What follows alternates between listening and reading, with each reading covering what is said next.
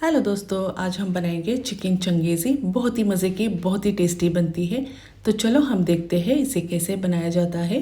तो यहाँ पे हमने 1 और आधा किलो चिकन लिया है। चिकन को हमने अच्छे से वॉश कर लिया है और इसे हमने अच्छे से ड्राई भी कर लिया है।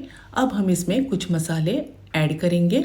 तो यहाँ पे हमने 1 टीस्पून नमक लिया है, 2 टेबलस्पून लेमन जूस, 2 टेबलस्पून अदरक लहसुन का paste, 2 teaspoon Kashmiri red chilli powder, 2 tablespoon oil, 300 gram हमने योगर्ट ली है यानी कि दही, और फूड कलर हमने लिया है रेड कलर पिंच भर।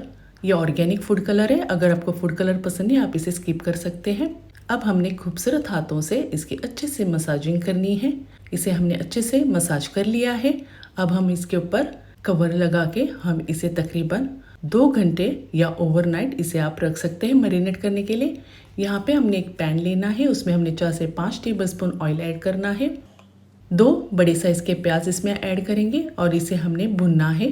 साथ साथ में हम इसमें कैजू नट्स ऐड करेंगे 20 से 25, इसे भी हम भुनेंगे। ये हो चुके हैं, हम इसे डिश आउट करेंगे। इसे हमने ठंडे होने देना है।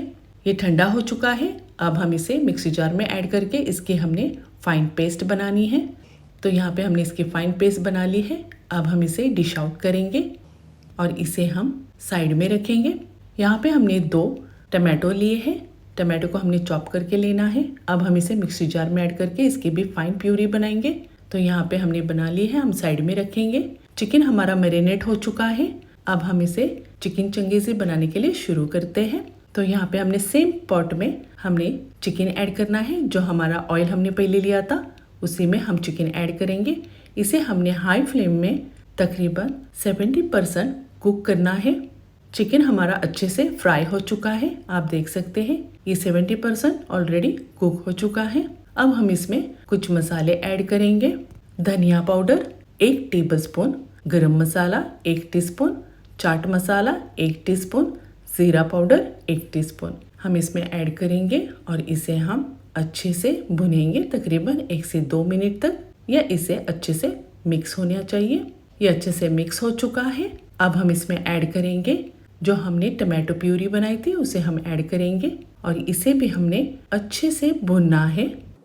4 से 5 मिनट तक हम इसे अच्छे से भुनेंगे, या जब तक इसका ऑयल सेपरेट नहीं होता है तब तक हम इसे भुनेंगे। ये अच्छे से भून चुका है। अब हम इसमें ऐड करेंगे जो हमने चिकन मैरिनेट करने रखा था, उसका जो मसाला बचा है उसमें हम इसे इसमें ऐड करेंगे और उसकी भी हमने अच्छे से भुनाई करनी है तकरीबन 3 से 4 मिनट तक।